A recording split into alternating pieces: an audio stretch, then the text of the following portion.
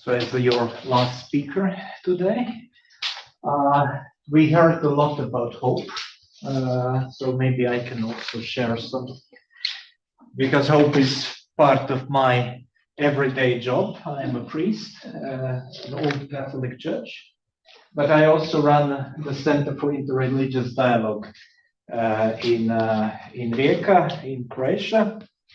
And as my friend, who is one of the leading contemporary theorists of interreligious dialogue, says 98% of interreligious dialogue is complete failure.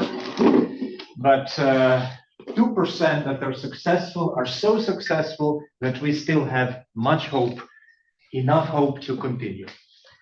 So one of our major topics in which we work is, broadly speaking, religion and environment.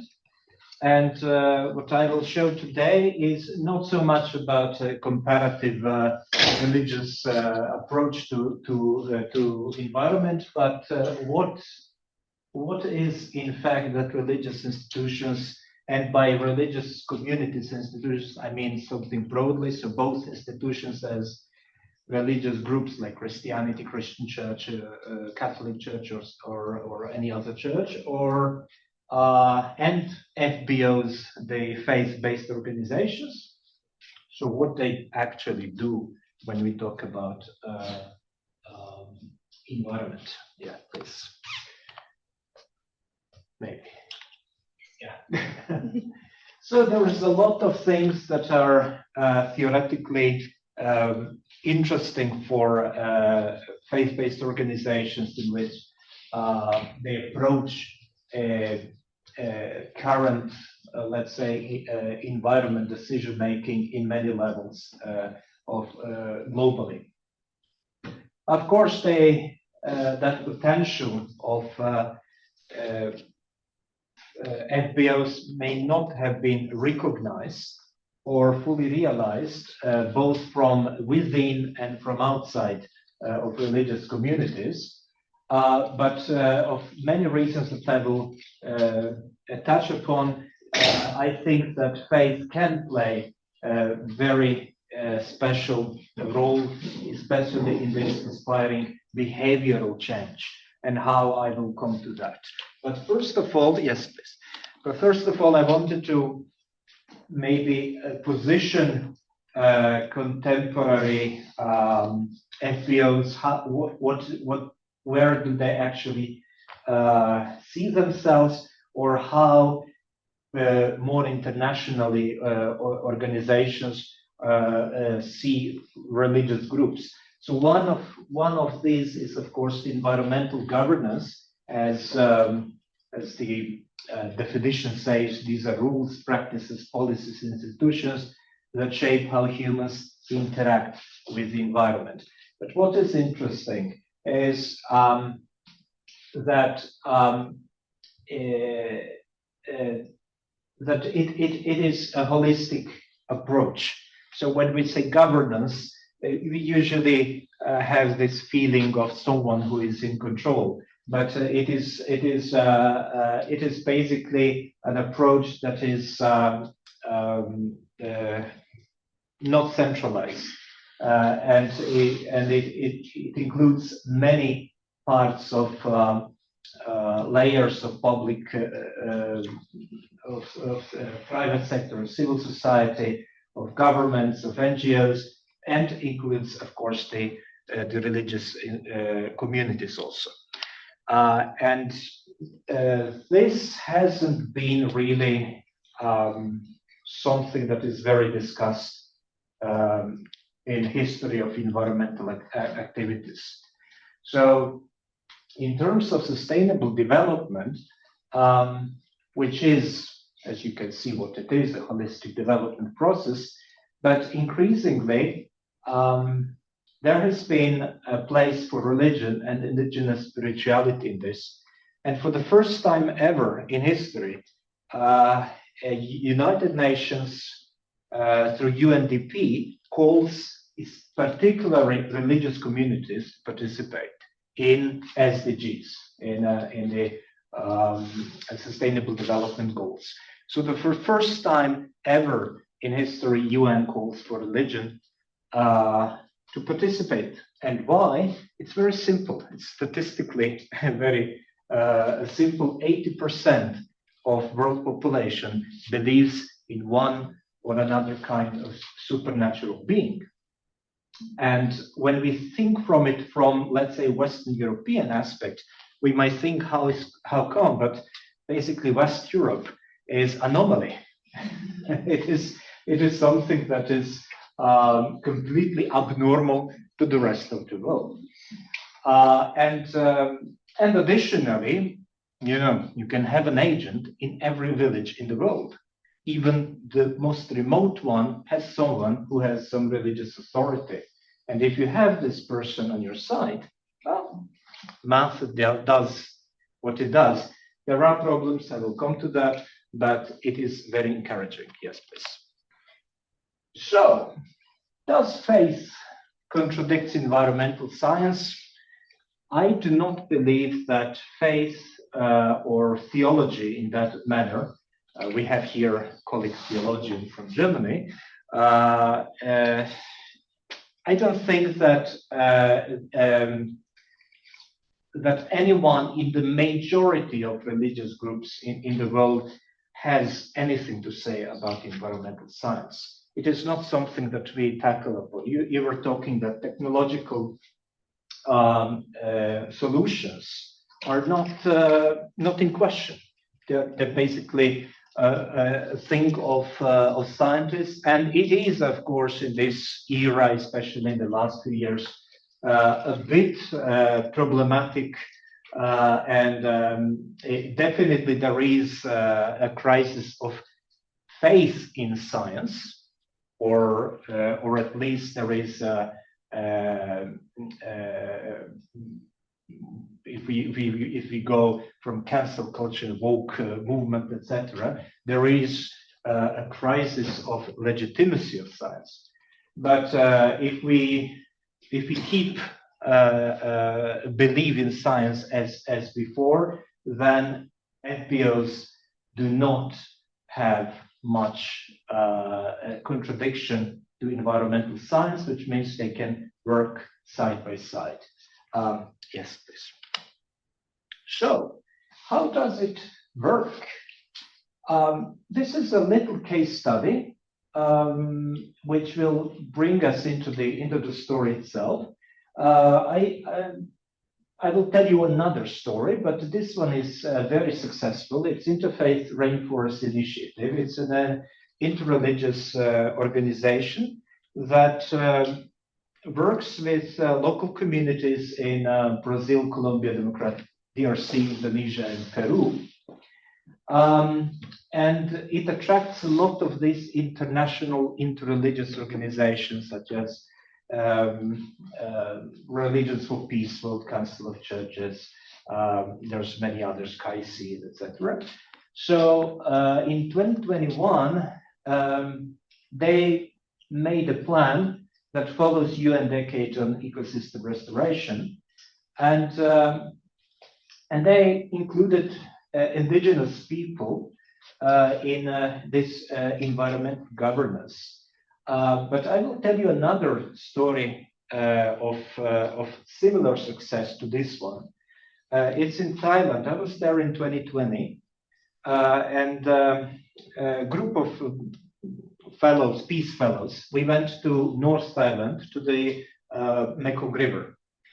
And Mekong is a very important part of the ecosystem there.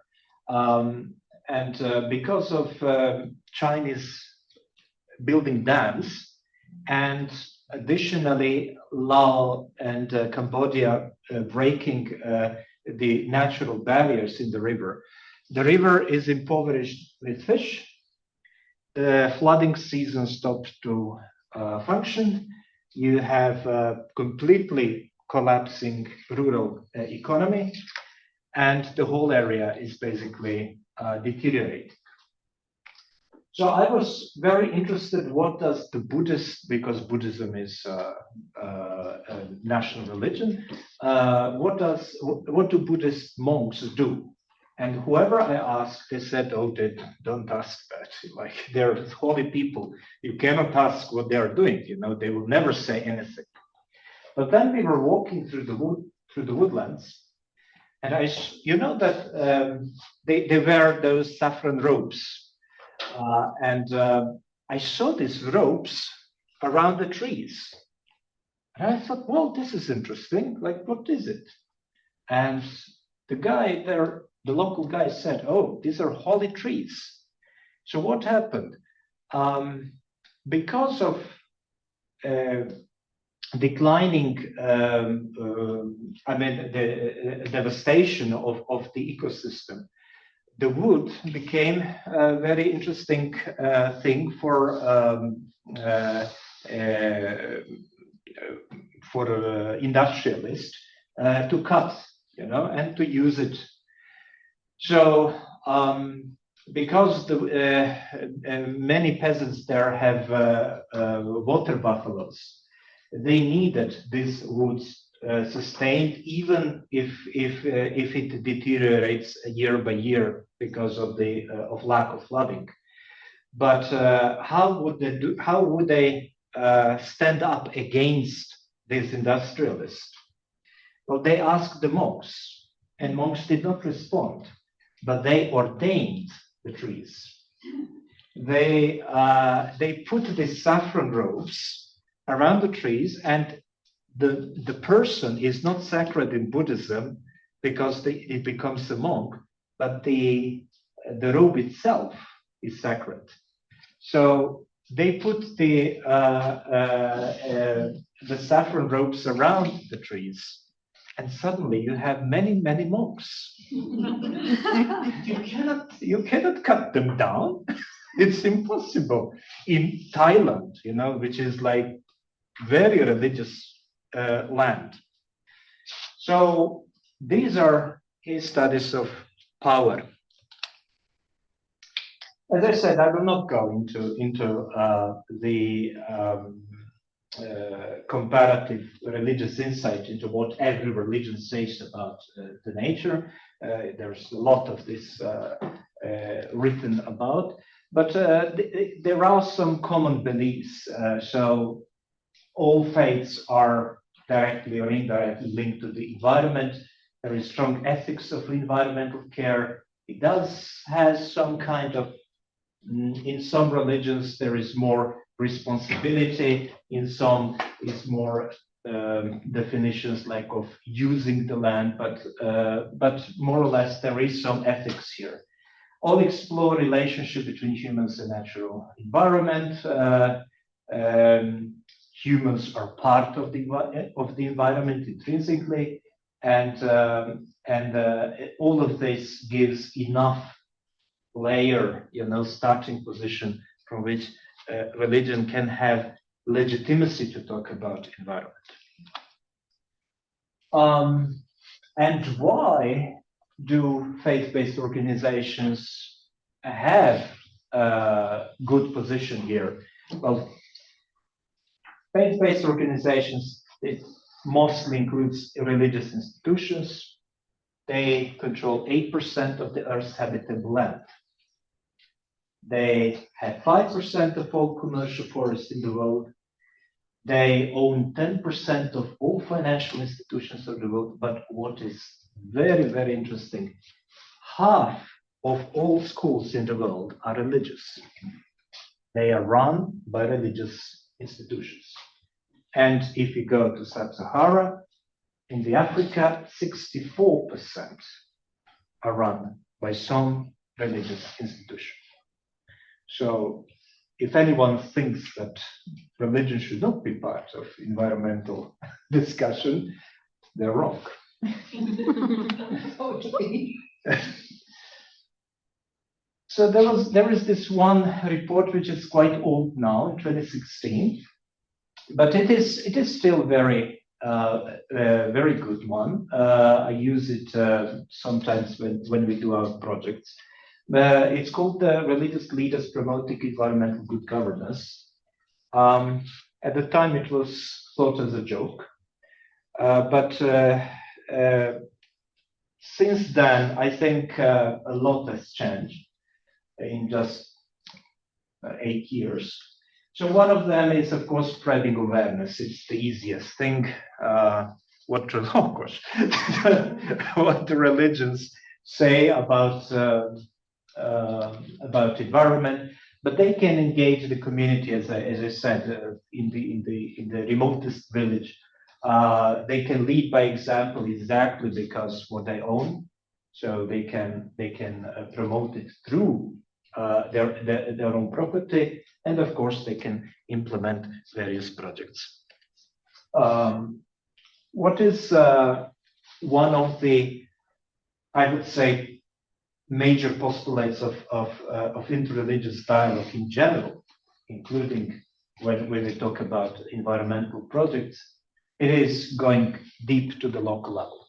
I'm sorry for my black humor, it's not really a good one, but in 2022, when I was asked by some journalist what can come up from high religious authorities meeting, bishops and imams, I said, well, you can get only COVID from it, you can get some disease when they meet, but nothing else. Because if you do not put that on local level, if people in the communities do not participate in it, and it's just wishful thinking. So this is what we do. We do a lot of engagement with local communities. We just are waiting and praying for a very big fund from European Union for it.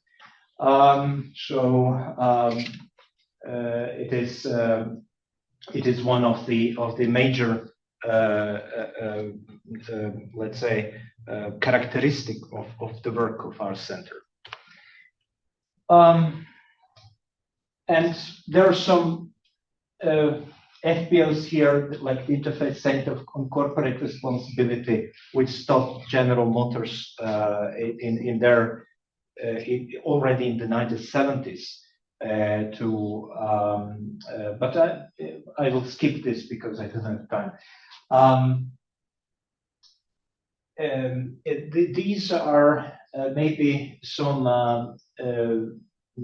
examples what can be done from education to help provide sustainable and nature-based solutions to socioeconomic challenges is basically one of the things that is really visible in some places in the world. Like I was in Nepal in last year, and I was astonished how much Hindu and Buddhist temples and Jain temples use solar panels. It is something that you would not expect to see. But they say like it is the best thing that we can show to other people around to answer socioeconomic challenges, and so on and so on. You see, I mean, I will not read it all. Oh gosh, 2 minutes. Okay, one of the largest, let's say, global umbrella organization is UN's Faith for Earth. It is nice. It has very nice meetings. Sometimes I participate in them. Then you go to very nice places and you talk with more or less same people. But it does show, it is fairly new. I mean, it's just a few years that it exists, but it has some kind of effect, and I hope that it will be used in a manner, in a sustainable manner that has some kind of results until SDG 2030 comes. So we will see how it works out. Leading by example, this is something that we do for in workshops for religious leaders. So because they don't know what to do. They're full of other things, to do. So they don't know what else can they do when we come to the environment. So these are some of the activities that we do for them or with them. We just today, the morning, I just pressed send button to another project, which will be scriptural reasoning for environment. So how to translate what is written in your text into practical thing, like when you can start a green group in a house of worship, what will you talk about? And how to use your religious institution to promote climate justice. Another last one, yes, limitations. These are nice. First of all, there is complete disinterest in anything in religious institutions. So that is something that this first question that you always have to ask when we do these projects is how to engage them. We have some kind of tricks, but I will not go into this. It is a special circle of people which sometimes doubt interreligious cooperation. Not sometimes, always, but then many of them, in fact, co-opt with the political and business interests, and that's why I have. I do this a lot in various projects like Erasmus projects and simulation games. I always have one very nice game which includes spoilers. And spoilers is something that we always forget when we engage with other people. Now we engage with many organizations, and it looks very fine, and they all profess huge interest for environmental action, but they are in fact spoilers. And what are spoilers? They don't have to be actively against, but they can just play out. They can just be there, but out of some reason, is it political, is it business, is it just disinterest? You have to find it, and you have to tackle it, and you have to go beyond, around it, to make those 98% of failure a bit less. Yeah, and the last one. Oh, that's the last one. Okay. So I live in a very nice place. If you want to visit me, this is me, and this is my garden. If you like 40 degrees, you can come here. I am a heat refugee, so I went away from it. Thank you.